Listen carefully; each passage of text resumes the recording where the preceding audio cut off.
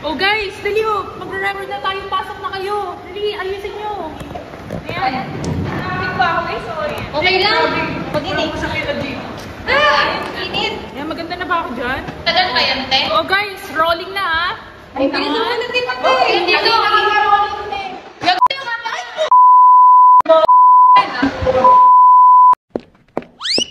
The views, thoughts, and opinions expressed in this podcast are those of the hosts and do not necessarily reflect the school or the professor. Anong meron? Ano ba gagawin natin ngayon, guys? Wala ko Ayaw niyo bang mag-boring? Gusto niyo maglaro? Ano na? Pwede naman. Basta may premyo. Hindi. Ano mo na meron? Basta may pera. May premyo ba yan? Pagmamahal lang. Ayoko. Huwag na lang. Fancy. Okay, eto na. For our game, ang gagawin niyo lang ay huhulaan kung sino yung mga ipapakita ng tao.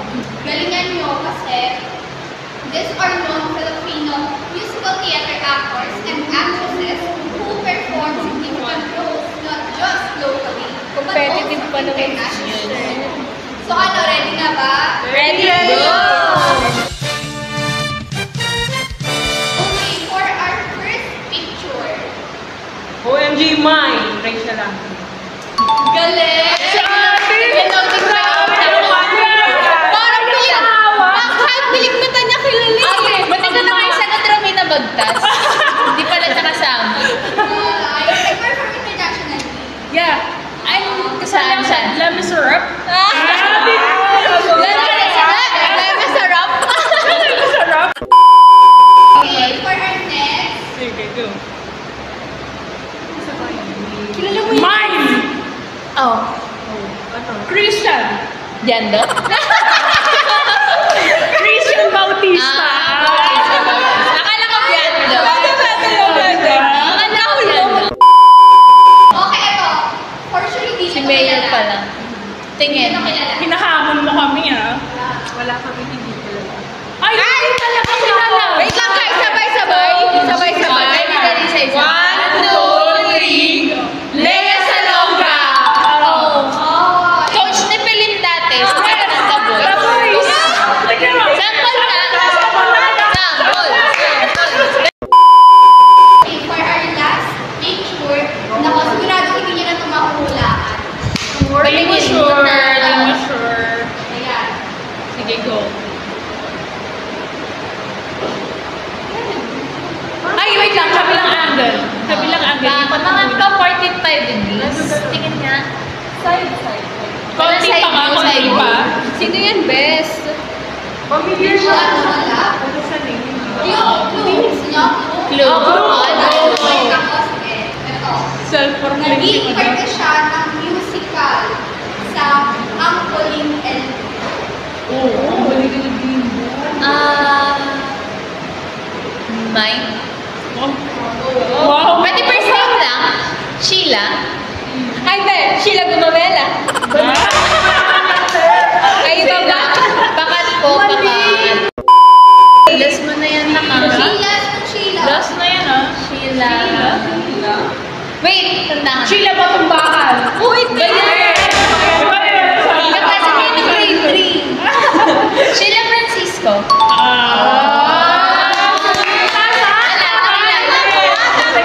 Ganto kami yung edit. Kaya tawagan. Mamaya, busy daw siya nasaan.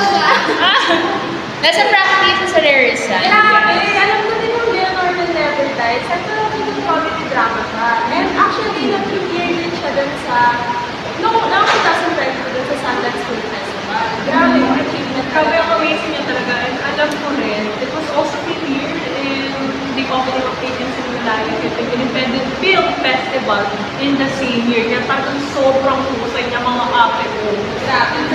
Parang hindi na siya ma-reach. Parang hindi kami ganun edit. Oo, hindi Grabe, talaga. Paano maaabot? Parang, kala mo hindi kami ganun edit. Nerd ako. Iba niya ako dito. Anyways, Pero diba, sobrang galing niya talaga. Like, imagine, pag tingnan niyo yung mukha niya, grabe, parang may meron something about her.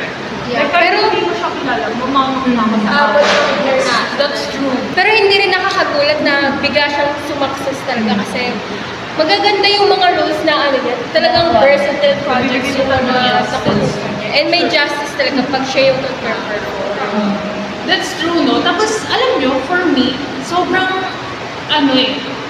na-amaze ako how every time na meron tayong napapanood or maririnig ng mga Pilipinong nagsasucceed sa mga different field nila. Kasi, imagine, lalo na, or especially in theater, kasi dito sa Pilipinas, hindi siya masyadong napapansin, lalo na ngayon, di ba? So, parang ibang factor talaga kapag sinabi na parang, uy, may Pilipino na Nakarating sa internationally, di ba, nagpa-perform. Pero as far as I remember, naging rin siya sa South Pacific by Rodgers Hammerstein. Parang ang role na ay Vladimir. Tapos yun, dito noong 2000 sa London, hindi ko matandaan if National Theatre, kasi something ganun yung event nila, yung mismong location, kasi siya nag-perform. Nakakabalita ko, si Sheila Francisco mismo, handpicked daw siya ng none other than Sir Clever Nun. Yung English na director na nag-lead sa Les Miserables. Yes! So cute! Pero Present the blood. nandun din yata yung producer na Mr. Martin Dodd. Parang kasama rin nila. Grabe. Iba talaga ang galing ng Pilipino. Sabi sa inyo guys eh. Alam niyo, sumakses sila, sumakses ka rin. Yes! Oo, kasi sarap maging dito ko masasabing pro-Filipino. yung pagkapanalo nila, pagkapanalo mo nila. Kaya hindi ka kasama ko ba Nakikiklaim ako eh. Ah. Siyempre, ako na to eh. Hindi na sa backstage ka kasi. Yes, oo. Di ba? Nagpa-practice pa eh. Alam niyo ba, yung jukebox tip na musical natin na Hamo, sweet, para yung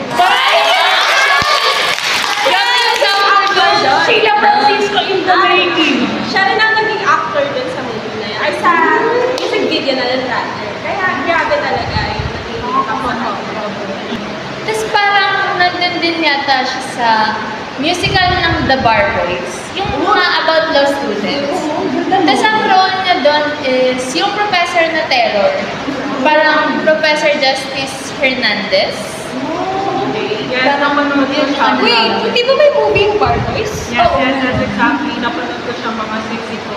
And grabe talaga. So, kung scary niya as a pro. Pero once na napanood mo siya ng live performance, grabe talaga yung emotional impact. Ay, yung bawat linya niya, yung bawat paksa. Tumatagos. Grabe talaga tapos na tapos yung tipong habang pinapanood mo siya, wala ka na magagawa mo kakuyo ka naman. Feeling ko sa mga yung pinapamaralan niya. Alam mo kung may pera naman, kakagawa ko siya ng monument. Grabe. Ibigyan niya talaga ng justice sa bawat character niya ang ginagampanan niya. And sobrang underrated din dito sa mismong bansa. Grabe, nakaka-proud talaga si Miss Sheila. Imagine, kahit hindi siya super sikat, makikita mo kung paano lahat ng mga works niya, nandun din pala siya, at kung paano niya binibigyan ng justice. Yes, binibigyan ng justice yung bawat ginagawa niya. Tsaka si Miss Sheila kasi alam mo yung parang ginagawa niya talaga yung pagiging theater actress for the art. Alam mo yung hindi para siya mabulong. Iba kasi yung gumagalaw ka ng for fame. For money. Dito kahit money, di ba? Dito hindi siya masyadong kilala. Pero alam mo yung tuloy-tuloy pa rin siya. Ang ganda pa rin ng mga nagagawa ng parts. Pero since na-mention na natin yung mga performance niya, matanong ko lang, ano ba talaga sa usapan na to?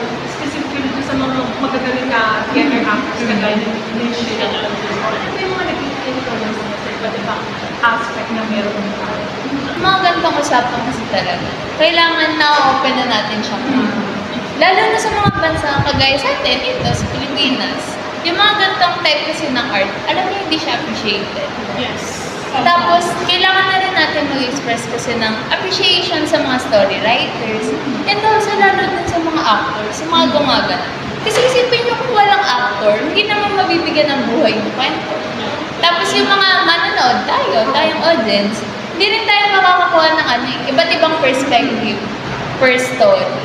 Tapos, alam mo naman yan, sa buhay, talagang part yung pagkakaroon ng pagkakaiba-iba. Pero at the end of the day naman, ang mahalaga doon, nagkakaintindihan tayo. Totoo, napakagandang point yan. Kasi imagine, di ba, ang dami nating baon na mauwi. Wait lang don't get me wrong, hindi ito pagkain Akala ko nag-share. Hindi. Nag-share. Hindi natin, syempre yung mga moral lessons, sa mga na wala tayong mababaon. And even the smallest thing, talagang iba yung mga yung takeaways na makukuha natin. Saka kung iisipin nyo guys, di ba? Kung hindi lang naman puro cellphone yung gagawin natin sa araw-araw, manonoodin tayo ng magandang performance kasi very appealing talaga siya for us. Very entertaining lang para sa atin. Yeah, agree. Kasi ngayon, di ba, sa globalization, sa modernization natin, tapos nagka-COVID-19 pa. So, syempre, na-lockdown tayo. Hindi tayo, mas naano tayo sa online eh. Like, manonood tayo 24/7, magbe-binge watch tayo. Search ka lang dyan, nandiyan na agad eh. Kaya, like, alam mo yun, sobrang mababalyo mo kapag may isang tao na talagang magpuput effort siya dun sa ginagawa niya. Kasi, grabe iba yung haharap ka sa madaming tao, so you could perform. Talagang kitang-kita natin yung dedication nila sa ginagawa nila. And para sa akin, sobrang nakaka-inspire yung part na nagsisilbing boses sila dun sa mga issue or sa mga nangyayari sa society natin na araw-araw natin nararanasan na talagang pinapakita sa atin na kailangan talaga pagtutunan ng pansin at ang lang pinag-uusapan natin. Tama yun. Alam niyo, sa part ko rin, grabe, nakita ko kung paano yung theater, nagpa-play siya sa personal growth natin. Katulad natin, di ba, syempre, hindi naman natin matatang yung science student tayo. Tapos, we watch performances and hindi lang siya, para maging masaya or parang entertainment. Actually, na-sharpen niya yung critical thinking natin. Kasi, habang nanonood tayo, minsan, we tend to interpret things kahit hindi naman talaga natin siya intentionally gustong gawin. Pero, like, parang minsan sa isip natin na parang, bakit kaya siya ganyan humard na gano'n? Parang, ano ba yung gusto niyang iparating gano'n? So, parang in just simple things, parang nag-interpret talaga tayo. Tapos, by that, nagkakaroon din tayo ng self-reflection. Parang, kapag, di ba, nanonood tayo, parang napapa-reflect talaga tayo, parang, paano ba siya nakakaano sa atin eh? Nakaka-affect, gano'n. Nakaka-touch. Yes, nakaka-communication. Exactly, yung communication, nakakadagdag talaga siya sa atin. Like, nakikita natin how yung, like, si actor, like, si Miss Sheila, specifically, kung paano niya i-express yung sarili niya, at kung paano niya dinideliver sa atin yung message na gusto niyang ibigay. Like, syempre tayo, as someone, di ba, maano natin, parang, yes, na parang, ito yung gusto niya iparating sa atin. And, ano ba kayo? Syempre, sino bang gusto ng clarity, di ba?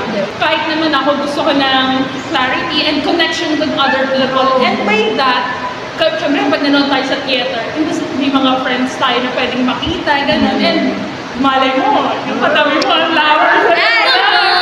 Sabi niya doon sa palo. Baka siya si Dawan, no? Sabi Dawan, no? kasi yung katabi ko sa theater, ay, akala mo na ito. Ikaw, sir. Yung totoo, Ikaw na ba ang IC? Ay, Miss Sheila, kayo po ang pinunta ko sa theater. Blessing lang yung katabi. Ano lang, plus points na lang. Bonus lang siya. Yes. Saka, actually, sinabi niyo na parang through their interaction with sarili natin, parang ma-express ka talaga natin yung nangyayari sa theater to our lives. Parang specifically ni Miss Sheila Francisco, none other than Sheila.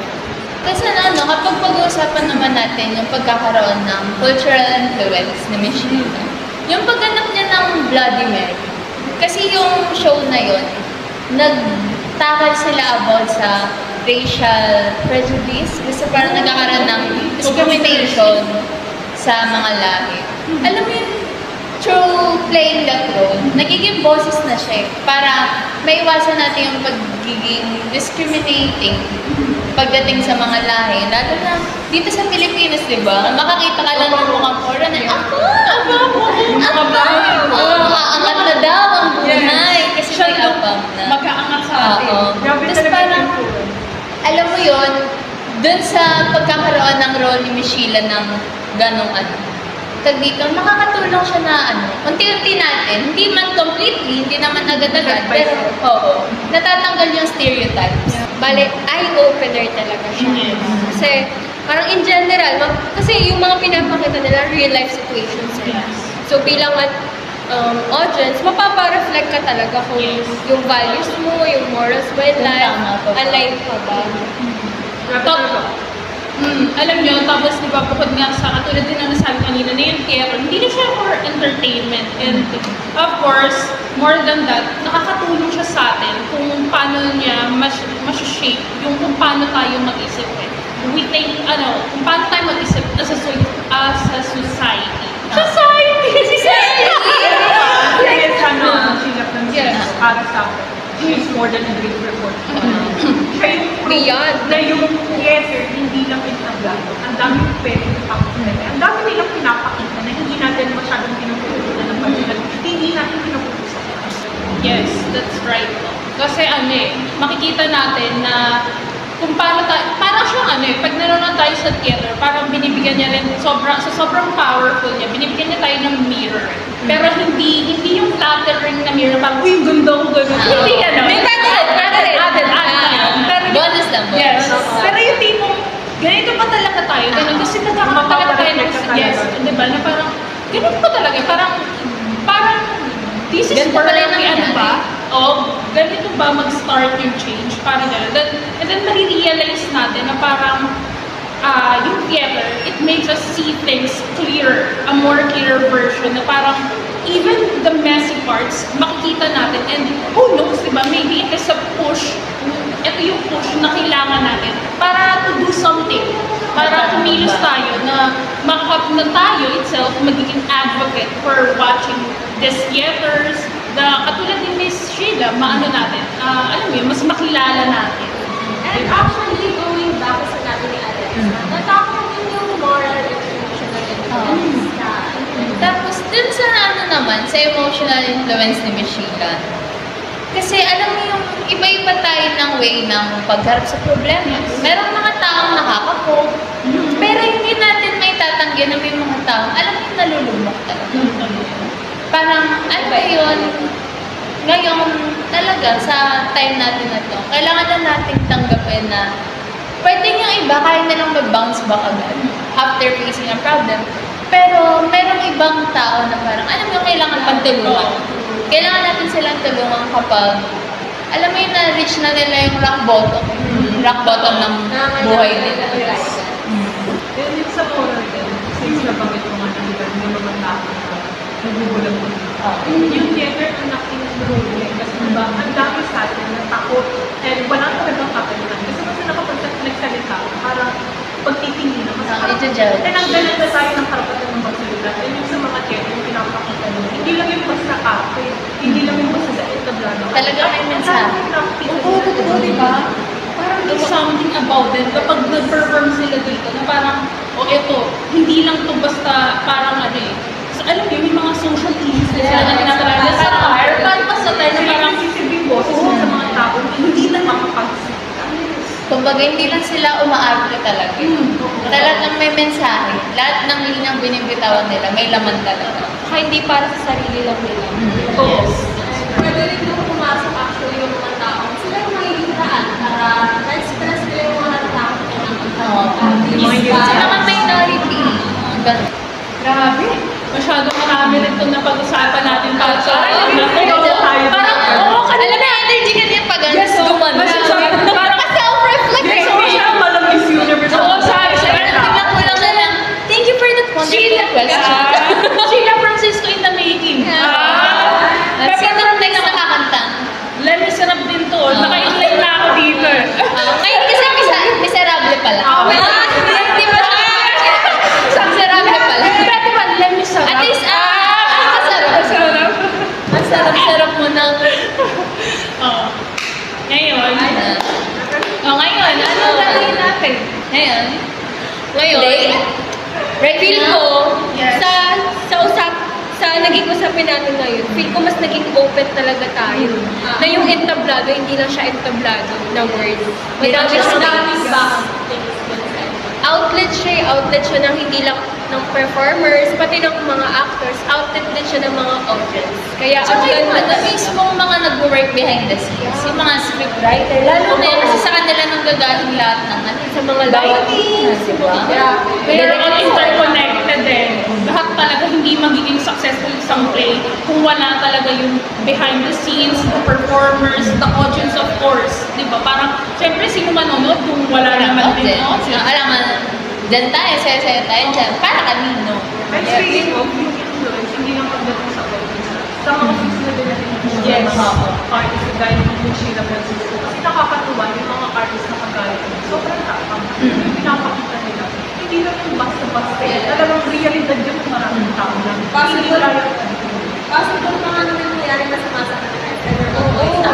Pero sobrang talaga nakakatakot. Yung bravery nila, iba rin. Also, alam niyo ba, napansin ko pala kanina nung habang piniplay yung picture ni Miss Sheila, grabe, sobrang soulful ng mata niya. Binibigyan niya talaga ng ano eh, kahit hindi pa siya nagsasalita, makikita mo paano niya ini-express yung emotions niya. And it's something nice, di ba? Na parang kapag nanood ka, okay, that's it. Eto ka na talaga, ma'am. Eto pala ako. Nandito pa lang kami. Pero step by step yan. Yes. Pagano ng pagano. Ayan. So, masyado na nga sabi sa inyo. Sabi sa inyo, dapat nag-closing na tayo kanina. Pero, syempre. Ay, di ba nakaka eh. Gutom ka na ba? Medyo na na. Ano kakainin natin? Hoy! Kain ng pagkain! Hindi talaga magiging Kaya ka na makalimutan yung pagkain. Hindi ba airbog? So, ngayon guys, this will be the last Episode? episode. First and last. First and last. But first, we will be introducing ourselves, no? To Sino. Ayan. Sino kami magkakala? Kasi baka next time nasa stage na. Yes. Nasa international na. First, anong pangalan mo, Gay? Nakalimutan kasi sobrang HIJ. Sobrang affection. Oy, grabe. I'm Kay Shanice. And I'm Alexa. And I'm Romina. And I'm Kim. I'm Samantha Catanon, and we Or